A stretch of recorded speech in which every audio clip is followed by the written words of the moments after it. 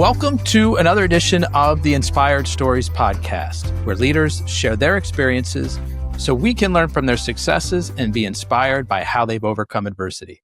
My name is Anthony Codispoti, and today's guest is Bob Grover, president of Pacific Landscape Management. Founded in 2001, they are known for being a full-service landscape asset manager, offering solutions like water conservation, snow and ice management, green roofs, rain gardens, and more. They focus on creating beautiful outdoor spaces while minimizing environmental impact. They have also been recognized for their commitment to sustainable landscapes, receiving praise throughout the region. After falling in love with the green industry, working at a retail nursery in high school, Bob studied horticulture at Oregon State University. After graduating in 1983, he went to work for Northwest Landscape Industries. After their acquisition in 1998 by True Green Landcare, Bob became regional manager of the Northwest. In 2001, along with his longtime colleague, Elias Godinez, they founded Pacific Landscape Management. And with over 2 decades at the helm, Bob has led the team in prioritizing sustainable practices and delivering high-quality results. Under his leadership, the company has also grown across Oregon and Southwest Washington, serving many commercial and HOA properties. Now, to aid in expansion in 2021, Bob partnered with Southfield Capital and expanded to Seattle through acquisition. This led to forming a parent company called Osprey Landscape Management Group to facilitate expansion throughout the West. Recently, Osprey partnered with Earthworks of Texas and now ranks as the 20th largest landscape company in the U.S. Now, before we get into all that good stuff, today's episode is brought to you by my company, Add Back Benefits Agency, where we offer very specific and unique employee benefits that are both great for your team and fiscally optimized for your bottom line. Imagine being able to give your employees free access to doctors, therapists, and prescription medications. And here's the fun part. The program actually puts more money in your employees' pockets and the company's too. One recent client was able to increase net profits by $900 per employee per year. Results vary for each company, and some organizations may not be eligible. To find out if your company qualifies, contact us today at addbackbenefits.com. All right, back to our guest today, founder of Pacific Landscape Management, an Osprey Landscape Group company, Bob Grover. Thanks for making the time to share your story today. Hey, thank you for having me. So, Bob, you studied horticulture in college and then started working for a landscaping business right after graduation. Did you have an idea pretty early on that this was the industry for you? Not necessarily. I just had a glove for the outdoors. I thought I wanted to be maybe a forest ranger. It was really the experience at the retail nursery. And honestly, it was because it was a block and a half from my house. I could walk there before I could drive. It was the easiest job to get. And I went there and found my love of plants. Thought I wanted to be a nurseryman early on, and went off to college and learned a little bit about the landscape trade and started working in the landscape trade during college. And I've not had a job outside of a paper route or picking berries as a youth outside of the green industry. Next year, I'll be celebrating 50 years in the green industry. Wow. And looks like you worked for other people for about 18 years in the industry before making that decision to go off on your own. What was behind that decision? Well, interesting. I out of college, I went to work for the company Northwest Landscape Industries, a regional landscape company, very culturally based, really focused on quality and really team building. And when the two owners tried to determine what their exit strategy is, that was right when our industry was starting to consolidate, and they sold to True Green Landcare. And I ended up with a great job there. I was regional manager, managing 500 employees over Portland and Seattle. But the business really changed. Being a part of a Fortune 500 publicly traded company, it became all about the financial metrics. And I lost my connection to my customers. I lost my connection to my people, and I lost my connection to plants. And Oh, wow. I didn't want to spend the rest of my career as a financial manager, and never thought of myself as an entrepreneur.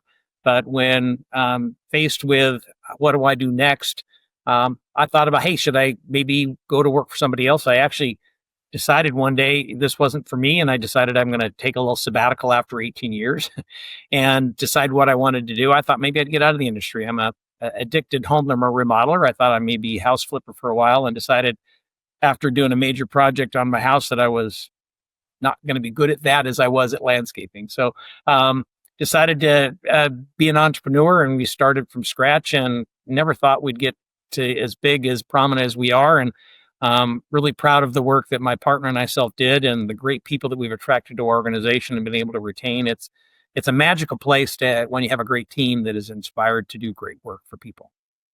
So you never really viewed yourself as an entrepreneur, yet you took the leap.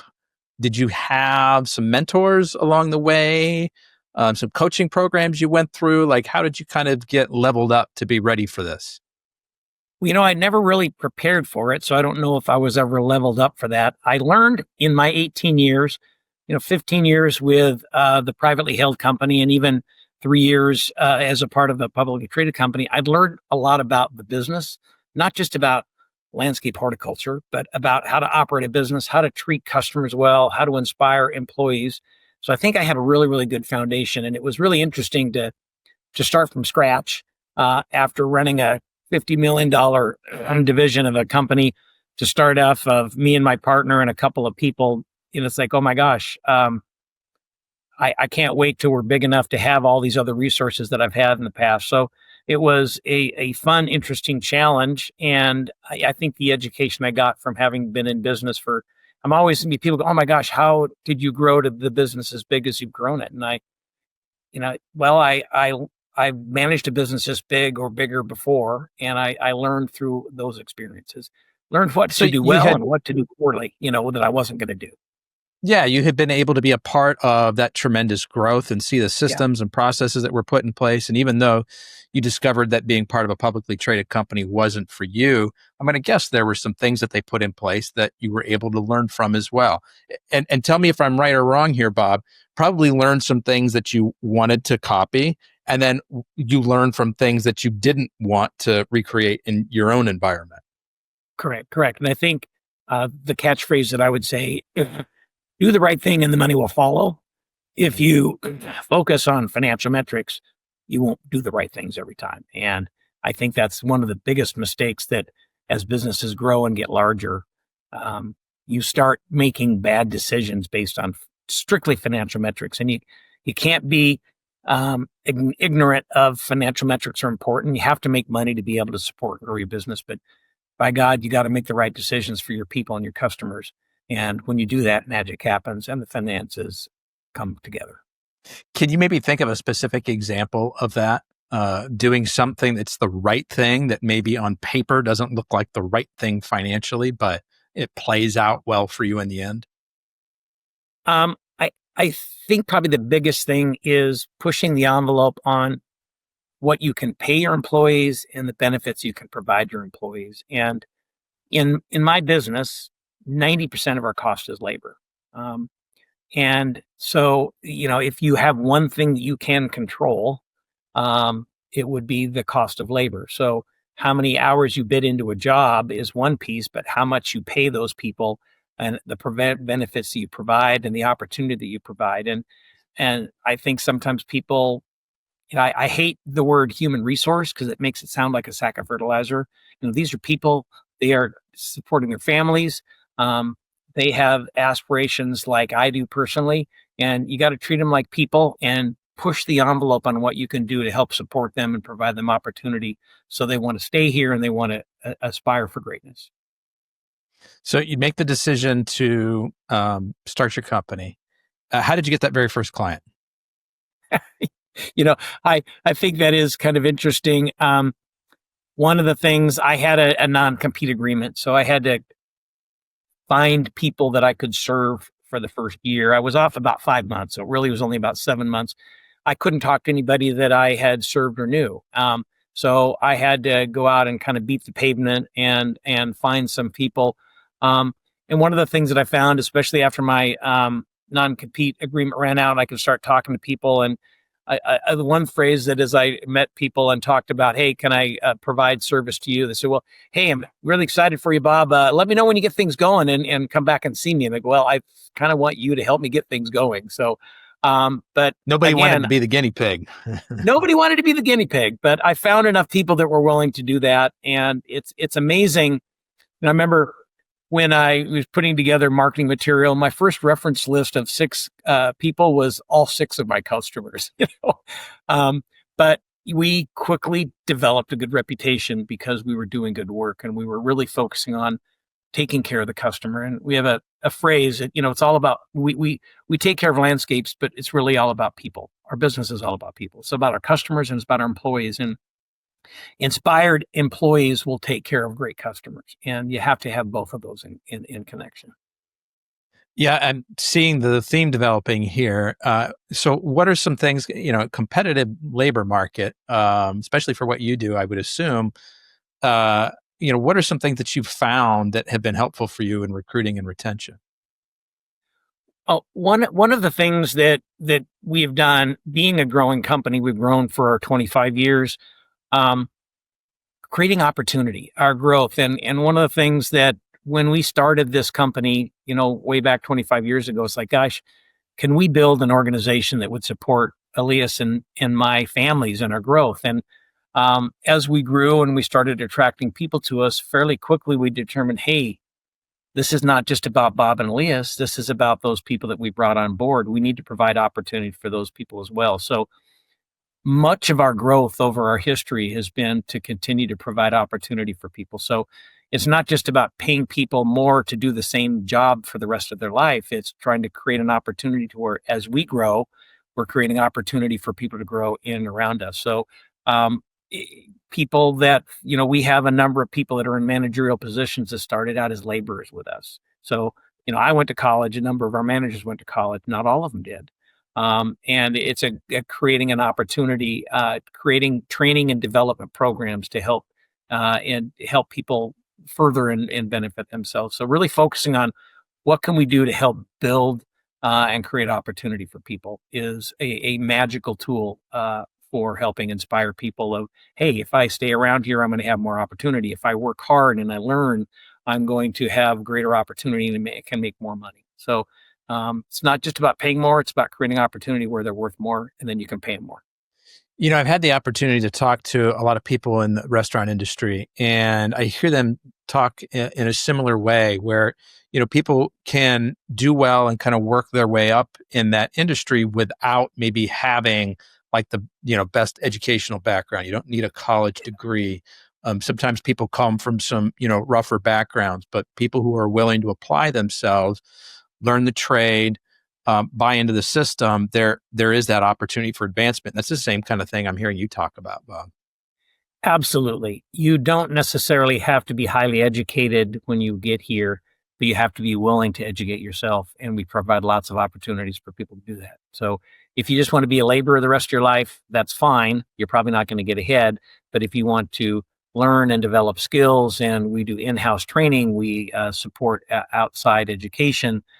We've created this culture that there is opportunity, but they have to have skin in the game. They have to want to grow and develop themselves, and we'll provide that opportunity. Okay, so let's get into explaining sort of the breadth of the services that you provide, and maybe first start with: are you mostly commercial? Do you do residential work as well? We don't do any true residential work. We consider ourselves commercial, but in commercial, we take care of homeowner associations. So common area in around condominiums, and most homeowner associations today, or most homes built today, are in homeowner associations. So that's been a growing segment of our businesses. But we do commercial maintenance. Our relationship with our customers based on an ongoing relationship, a year-round service of their property. But about half of what we do is construction related, because as landscapes age and mature, they need to be fixed, repaired, updated. So, but we don't do new installation per se, and we don't do individual residential home maintenance or installation. Why not new installations? It seems like you guys have the skills if you're going in to do rebuilds that would kind of fit too. We do, and we have been encouraged or challenged to do that in the past. And some of that is my education from where I worked for the 18 years working for the other company. I went through several economic cycles, and maintenance growth would slow down a little bit, and construction growth would disappear, and we'd have to lay off people, maybe sell equipment. And it's very cyclical in the business climate, and I just didn't want to go through those kind of experiences. It's nice to grow and grow faster when things are good, but grow slower when things are bad. Even in the 2008, 9, 10, we still grew a little bit. We always considered ourselves recession proof. Well, we're recession resistant. Construction is devastating in a recession. Yeah. That makes a lot of sense. The maintenance side of things is going to remain more stable. People need that regular routine care, but the new projects, you're going to deal with that influx, that up and down as the economy goes. Yep. Yeah. And then it's so painful, especially, for a group like yours, Bob, where you guys put such a big emphasis on the culture and employees and wanting to remain loyal to folks, to have to staff up and then staff down, let folks go. That's not the kind of culture it sounds like you guys are trying to build there. Absolutely. To take care of our people, we need to have a consistent, stable business, growing business. So tell us more about the specific services that you provide in the maintenance work then. Basically, it's full service. If you have a property, we take care of everything outside that has anything plant related. We don't do parking lots. We don't do sidewalks. We don't do, windows, but everything related to the outdoors. So, typical lawn care, typical shrub care, weed control, pest control.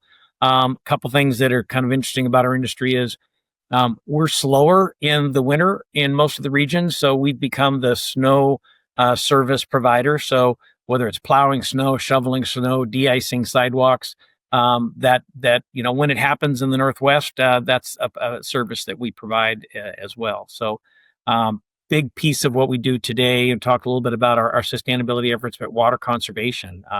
Water costs have skyrocketed across the country, but specifically here in the Portland and Seattle markets. We ironically have a reputation of being a very, very rainy climate, but Portland and Seattle are some of the driest areas in July, August, and September outside of the desert Southwest.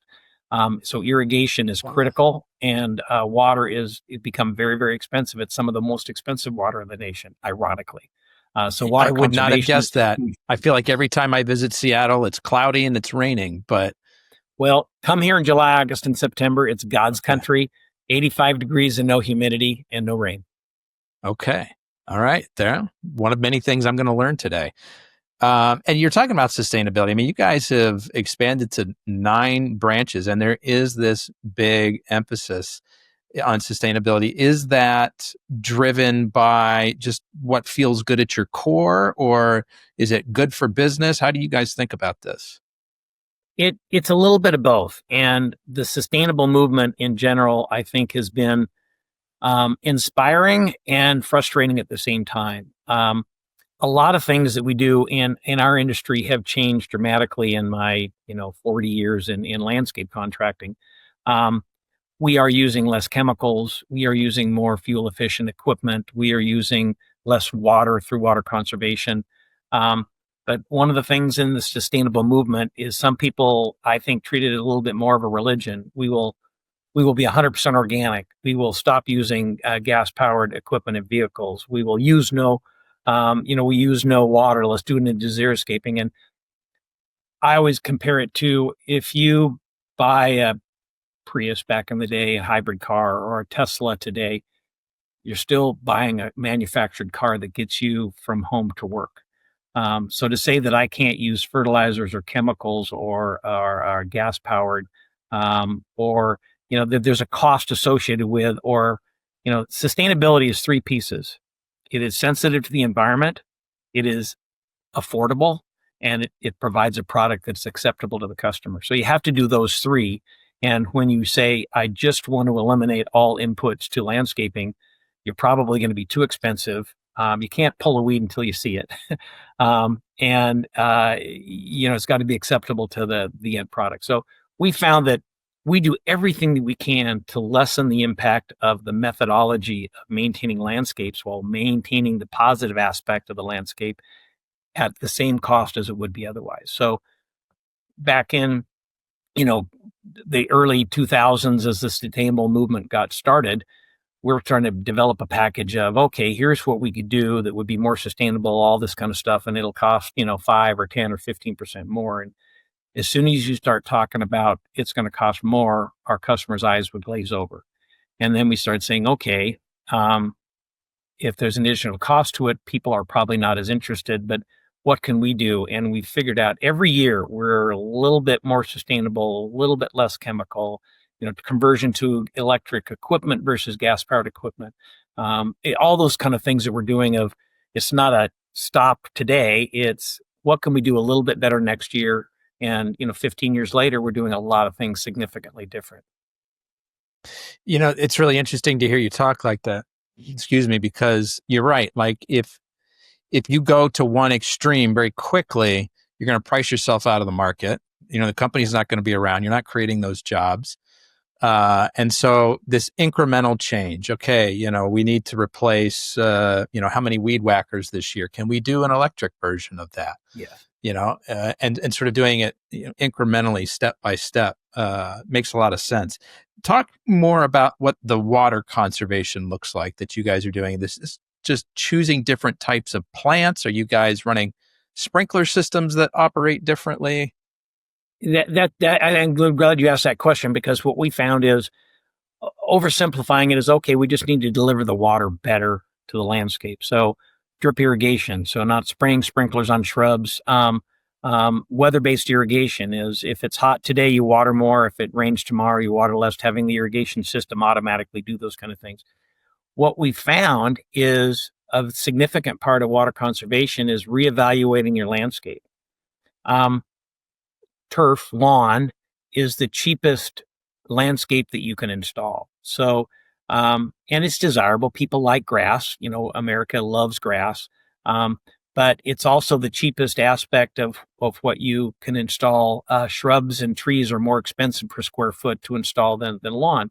So there's a lot of lawn out there in places that maybe shouldn't be. So an example, if you go into a business park or a homeowner association and there's a parking island where people are parking on both sides of it, a lot of times those are grass. Well, it's hard to get your lawnmower in there, and it's really hard to water it because there's concrete on both sides. There's probably gravel underneath there. It's a horrible place to grow grass. And we think that it takes 3 or 4 times as much water to grow lawn there to keep it looking nice. Parking strips along the roadway between the sidewalk and the road, really common to have trees and a lawn in those areas. Very difficult so we're saying, let's reevaluate the landscape where it's difficult to water. Is there a different ground cover or a different planting that we could put there?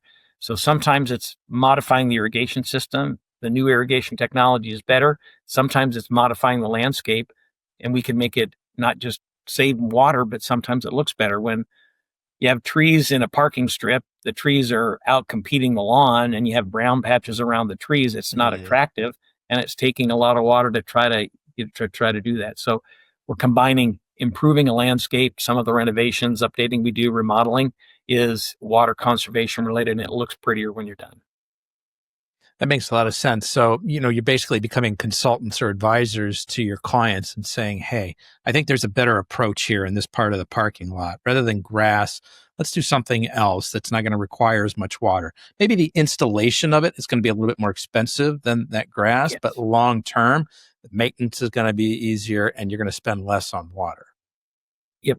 And that's why we consider, in that description of us, we consider ourselves a landscape asset manager, because whether you're a homeowner association or a business, that's part of your physical asset. And we want to help people not just make it look pretty, but cost effectively. What is the best way to invest in it? What's the best way to maintain it properly to where it looks good tomorrow, 5 years from now, 10 years from now? Could we change things today that makes it more efficient and attractive in the future? And a lot of times we'll do ROI cost studies on, hey, this is a way you could save over 5 years, you could pay for this project with water conservation or reduce maintenance costs by doing things different. So we consider ourselves a landscape asset manager, not just a maintenance contractor. So talking a lot about water conservation, explain to me what green roofs and bioswales are. Okay. A green roof, a typical building, when it rains, you have an asphalt shingle roof, flat roof downtown. Water hits the roof, it goes into the drain, it goes right straight down into the storm drain system, and it overwhelms the storm drain system. And it also takes dust and other particles with it down in there that creates a lot of problems. So a green roof is a way to partly to slow down the water from going into the storm drainage system and maybe utilize some of it and clean that water up before it goes in there. So that is not as common. Newer buildings are more likely to have green roofs. It's sometimes hard to renovate an existing building into a green roof. A bioswale or a bioretention. Hang on, before we go on to the bioswale, I want to make sure that I understand the green roof. So does that mean that you're putting soil and plants on top of the roof? Very, very light soil, and usually sometimes there'll be shrubs, but usually it's a low ground covery kind of thing that ideally you're on the roof of a building, you don't want to have to prune stuff and try to take stuff away. So sedums is a very common thing. Usually shallow soil and some kind of ground cover sedums that are very drought tolerant and don't create a lot of debris that you have to take off of the roof. That makes sense. Plus, you don't want a lot of soil because it's going to add a lot of extra weight to the roof. And especially if the roof hasn't been designed for that, that could be problematic. Correct. Okay, so bioswale, what's that?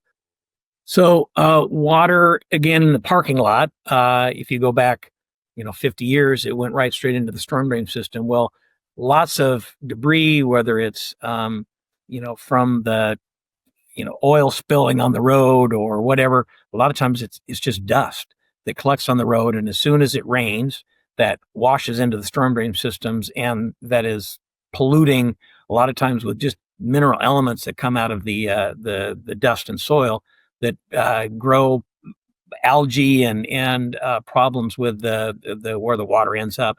So a bioswale is also designed to capture that water, process it, clean it, slow it down from going into, a lot of times it goes into a river, and try to clean it up before it goes in there. So those are just vegetated areas where it's grass or shrubs or a variety of different plant material that it's a big pond that'll usually fill up when it rains heavily and slowly ease out. Some of it will go into the ground, but a lot of it still goes on into the storm drain system into a river, but much cleaner. And then how does that bioswale get cleaned out itself? Well, or does it just sort of collect all of that residue? Oh, over time, bioswales will need to be cleaned out because a little bit of that residue, if you leave a quarter inch of silt on the bottom of it, 20 years later, that's 6 inches of silt, and that'll fill up. So bioswales need to be managed and maintained. They were overpromised when they were put in to say, hey, we'll plant native plants around it and it'll take care of itself. It won't need any maintenance. Well, a lot of times they fail, and a lot of times people run into trouble of they have a failing system, or the city comes back and says, hey, it's not the way it was designed. If you want to do a renovation or a major new expansion to your property, you have to do something rather to bring your bioswale back up to the standard that it was built to. And so we're seeing a lot of restoration projects in and around bioswales, and encouraging people that you should probably put those into your maintenance program so you don't get in trouble down the road.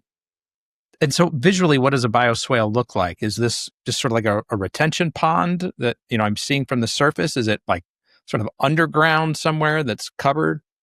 There are some that are underground. Most of them are above ground. Usually it's a depression. You'll find the lowest place in the property. Sometimes it's the front of the property. Sometimes it's the back of the property, because you have to let the water get there naturally through just gravity flow. Sometimes they're just a vegetated swale and allowed to grow up and be, I think, kind of ugly. Sometimes they're designed as a part of a landscape element and attractive. And we try to encourage people of, hey, if you want to, you have to have a bioswale. You should have it be part of the landscape and maintained so it's functional, but not an eyesore in your landscape area. And some customers, hey, if it's in the back, maybe you don't care, but sometimes the low point in the property is out front. And if it's your front door, you probably want it to be nicer and not grow up and be ugly. I want to go back to your time at Northwest Landscape Industries, which then became True Green Landcare, and talk about particularly challenging experience and how working through that has influenced your leadership today. I think a lot of it gets back to the decisions that you make. Sometimes the easy button is, I'm going to stop doing something rather that I think I can get away with that the client won't notice. And sometimes that, it's the easy button is, I can't afford to pay my people what, maybe they need to be a good environment. So I think we have over our time learned to, if you say I can't, it's a pretty quick no. If you say, gosh, I got to figure out how to do that. And there have been a lot of examples to where we've done things over the course of our history that have been challenging, and we figured out how to make them financially work when maybe at the surface they didn't. Through the last number of years, there's been some significant inflationary impacts to our business, and we're paying twice the wage that we did 8 years ago. Oh. Which is a really good thing for industry.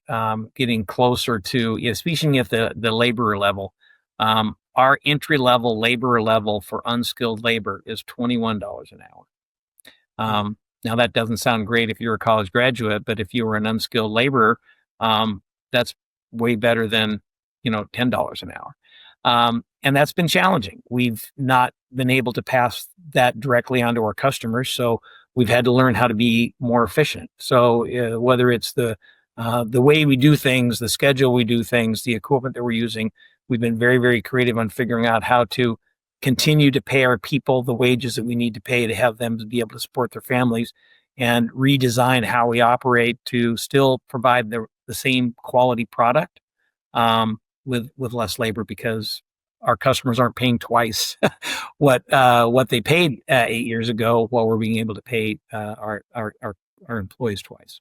So how do you find those efficiencies then?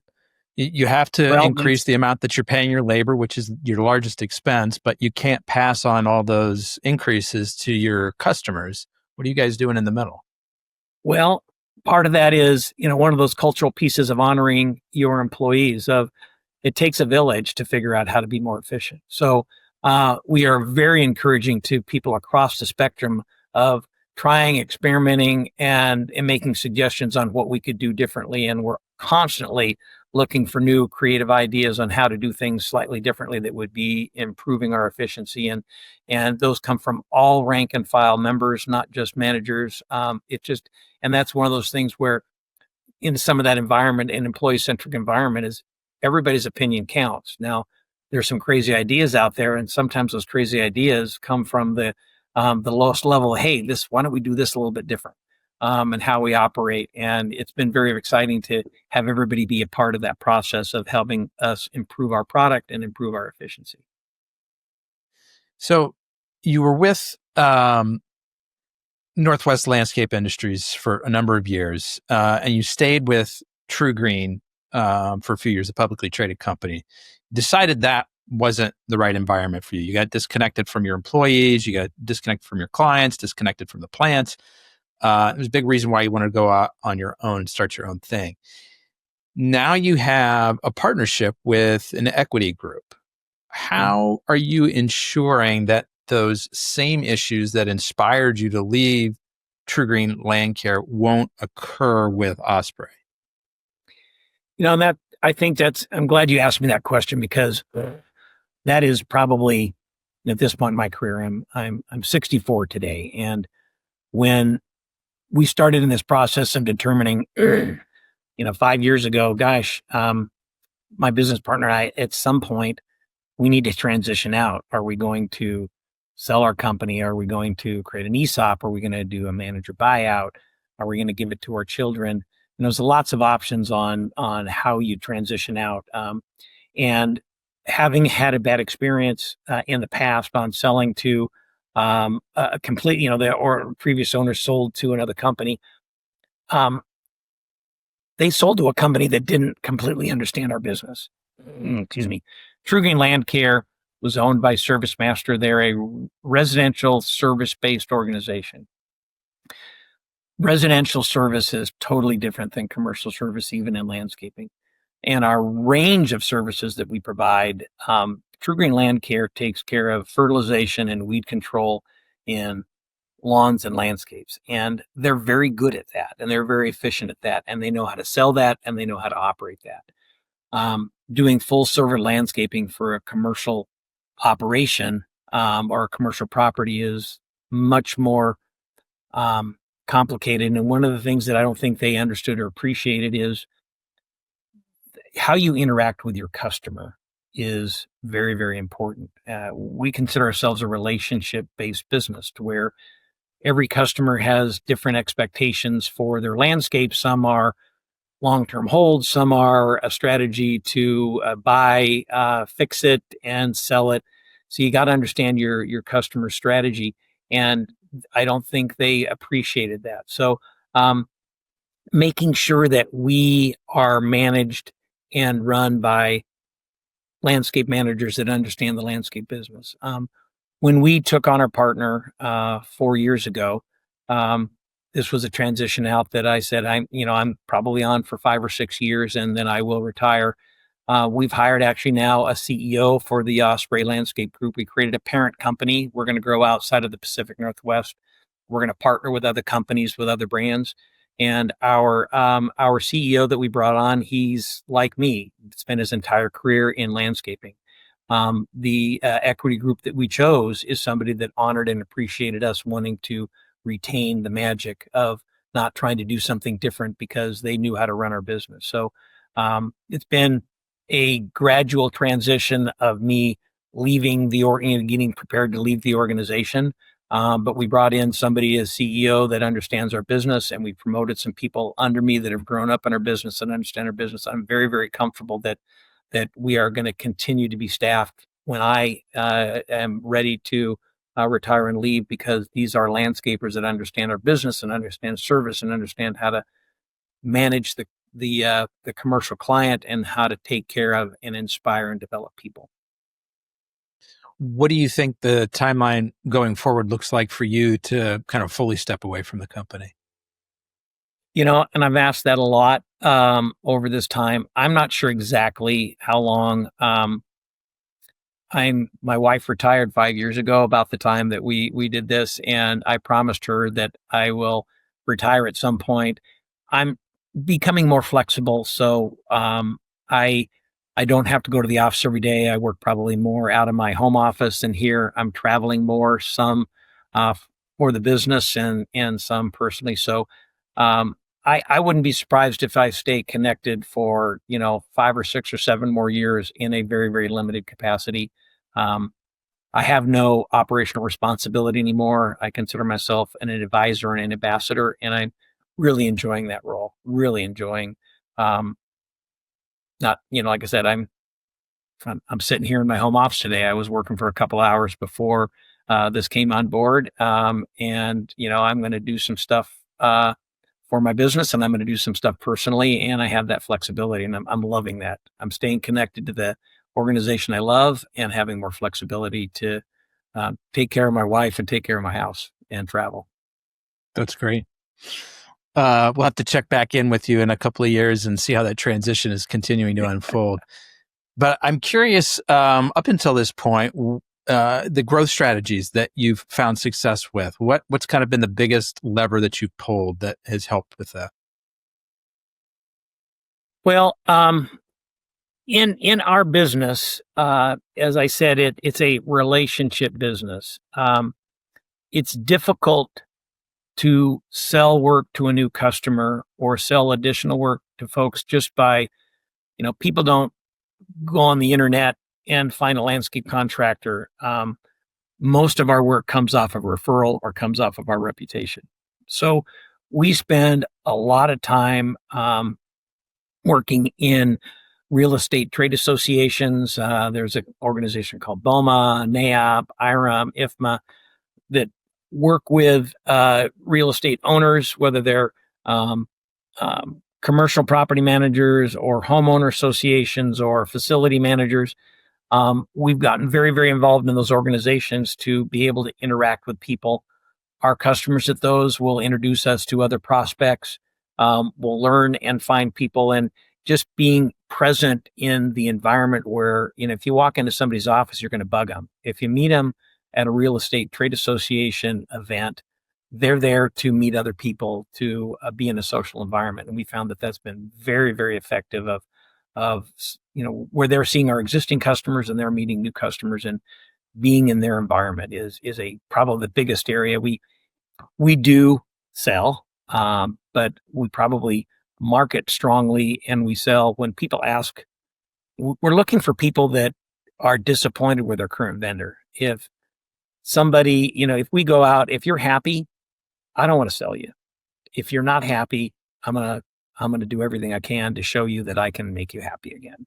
And that's what we found is what can I do to put you in a car today? I wasn't looking for a car today. Hey, I want a car. Let me help you get the right car. My landscape contractor is great. I'm happy with them. I got a great relationship. They're doing a good job. Hey, I'll stay away from you. Call me when you're not happy, and I'm going to keep talking and touching you. And someday I'm going to find you're not happy, and that's going to be my opportunity.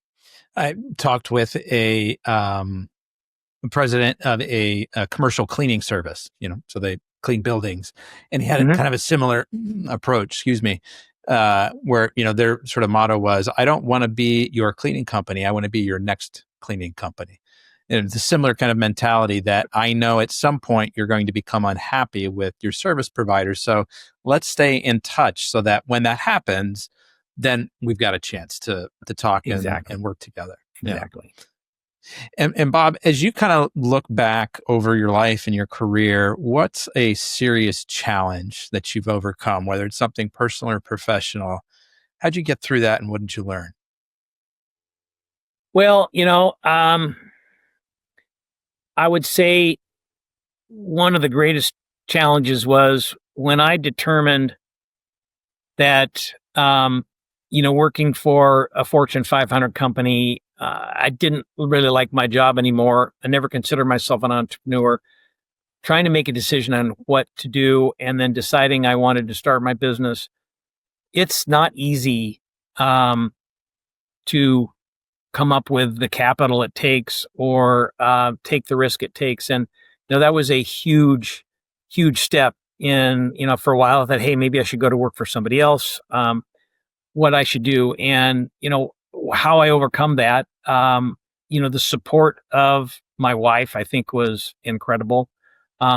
She was a school teacher, and we were in the ability I could live off her salary for a year or so as I started things up. And just as I said, I never considered myself necessarily an entrepreneur and had that desire. So starting from scratch and trying to figure out how to build something from zero was a huge challenge and a huge risk. I don't know what the percentages of business startups that failed, but it's, over 50%. So that was a scary moment. It was inspiring, but it was also a very, very scary moment in my life of, I need to do something different. What's the right thing to do for myself, my family, and recreate the environment that I wanted to. And I determined I needed to give it a shot myself. And the support of my wife and family, and I had young kids at the time. So really more of the support of my wife was just really, really appreciate her. And when I said, I think I want to do that, and she says, you've got a year, Bob. You're on the clock. Go. So how did you pull together the funds in those early days to make this happen?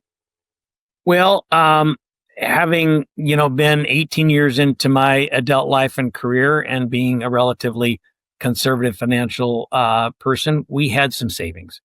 But I was also very surprised at where I needed capital, equipment, trucks, we could finance those. So I was pleasantly surprised how financially easy it was. Now, as long as I continue to generate revenue to pay for those truck payments and vehicle payments. I rented some property from a friend that had a business that the end of his warehouse that I started out with. It's just like trying to be creative on how to be very cost effective in how we operated. And we surprisingly didn't need a ton of capital resources to get going. And the landscape maintenance business is very cash flow basic. We bill people amortized over 12 months. So you sign a contract, you're getting a check every month, and they're pretty good about paying that. That was the other thing in that construction business is a lot of times you have a huge capital outlay. You got to buy plant material, you got to buy soil, you got to buy irrigation products, and you get a bill as you complete work. And sometimes they don't pay you quickly on time in maintenance, or they pay net 30. So we generated good cash flow that could pay those costs of those equipments and leases and the supplies that we needed to buy. So it was scary, but it worked out really, really well. And now with the big growth plans that you guys have, I heard you say that you're looking to partner with existing firms, landscape companies in different geographies. How does that work? Well, part of it is we're looking for partners that can add to and have similar cultural values as us. We're not looking to buy and fix. We're not a fixer-upper kind of organizations. We want to buy quality landscape companies. Maybe people that are in similar situations as we are. They want to grow. They may need capital to grow. They want to expand, or maybe it's on some stage in their career where they're wanting to have a long-term exit strategy.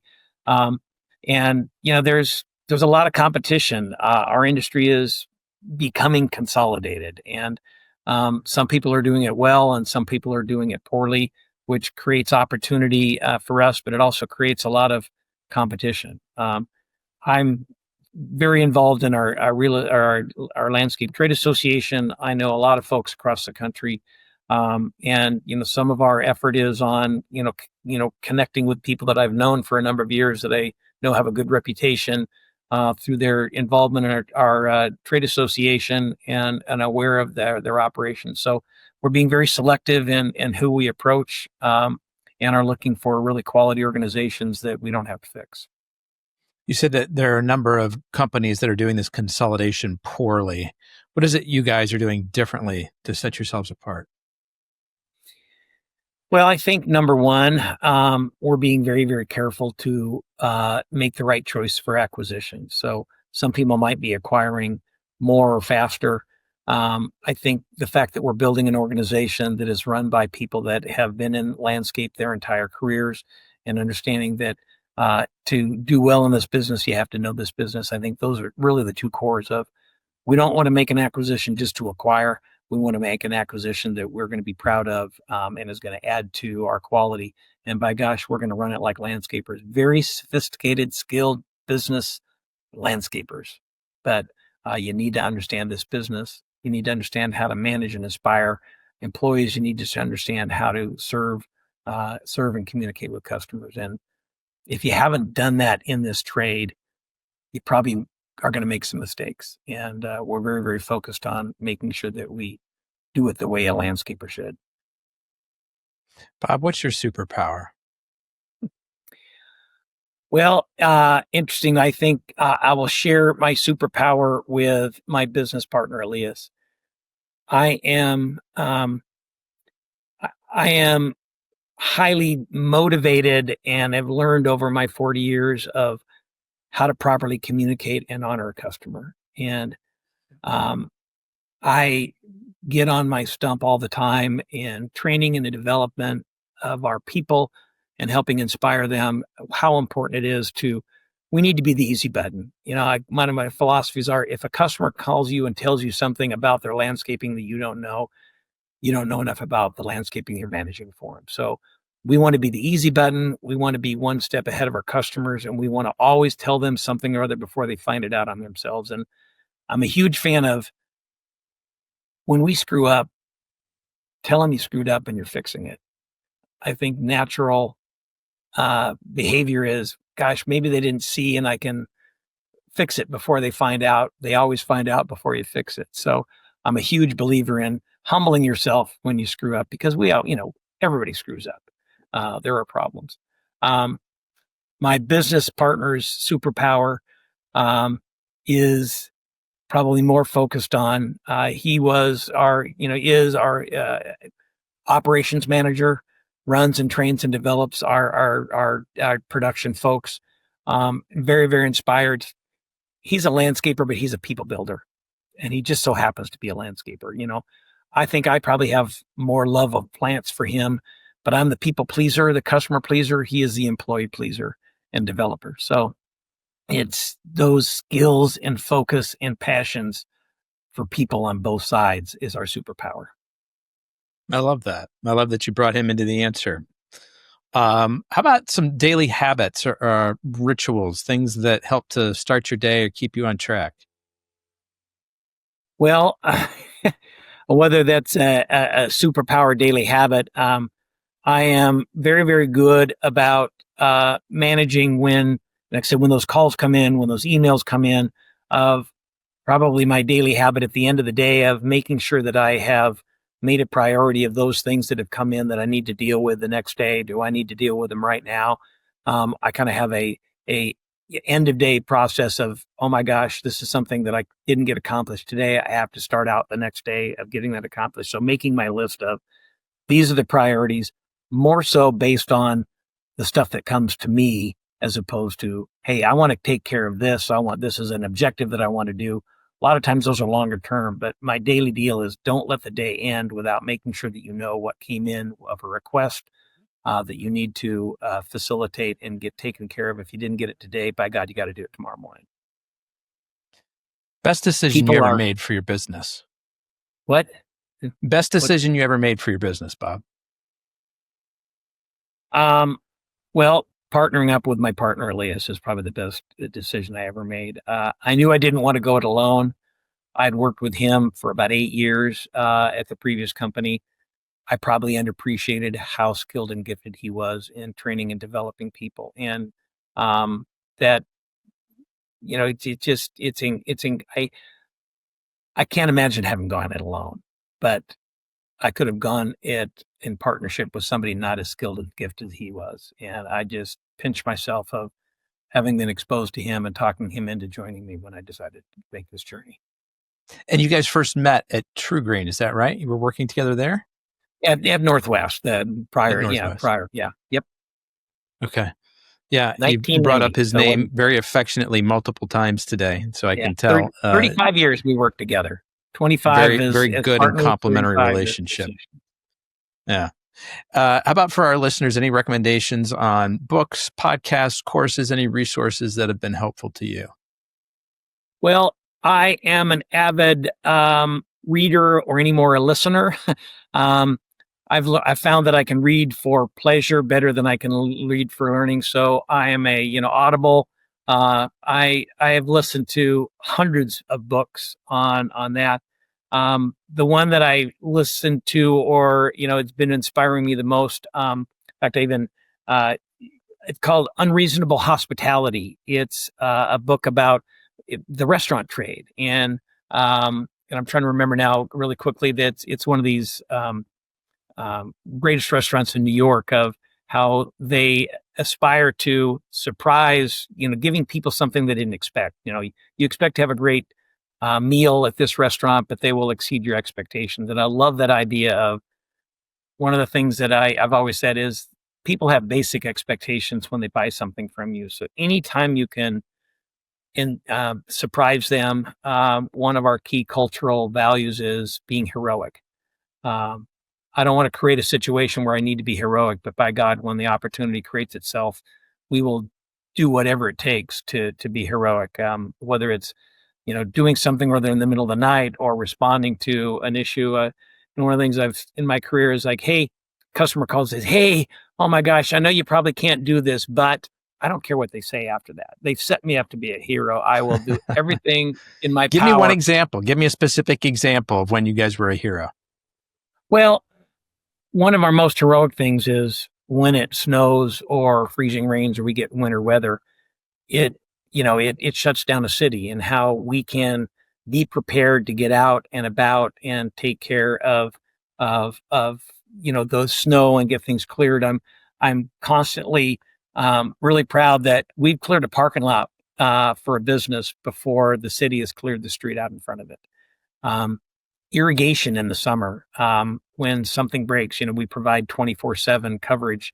And if somebody calls and there's a problem, that we'll get there within an hour. We have people on call all the time. And one of my favorites is, I forgot to tell you, I've got my asset manager or my owner coming in tomorrow. Can you take care of this particular item? No problem. We'll be there. Love it. I've just got one more question for you, Bob. But before I ask it, I want to do two things. First, everyone listening, I'm going to invite you to pause for just a second, go to your podcast app, and just leave us a review. Follow us, subscribe. All those things make sure that you continue to get more of these great interviews into your feed, and they help other people find the show too. Bob, I also want to let people know the best way to either get in touch with you or your company. What would that be? Well, my email address is my name, Bob Grover. It's bob.grover at Pacscape, which is Pacific Landscape, PACSCAPE.com. Great. We'll include links to that in the show notes. Last question for you, Bob. You and I reconnect a year from now, and you are really excited. You're celebrating something big. What's that one big thing you're celebrating 1 year from now? Well, it probably will be adding a couple of more, partnering with a couple of more companies. It was a big move when we partnered with the folks in Texas, Dallas, and Houston. We're talking to a couple of groups in California. We're trying to, we'd love to be a Southwest, West Coast and Southwest regional, and Texas and Portland and Seattle are far away, but there's the Bay Area and Southern California that we've got a couple of opportunities. I'd love to tell you when we talk in a year that, hey, we've secured a partner in Los Angeles and we've secured a partner in the Bay Area. Love it. We'll check back in to see how that's coming along. Bob Grover from Pacific Landscape Management, I want to be the first to thank you for sharing both your time and your story with us today. I really appreciate it. Well, thank you. I have the opportunity, appreciate the opportunity to share my story. Folks, that's a wrap on another episode of the Inspired Stories podcast. Thanks for learning with us today.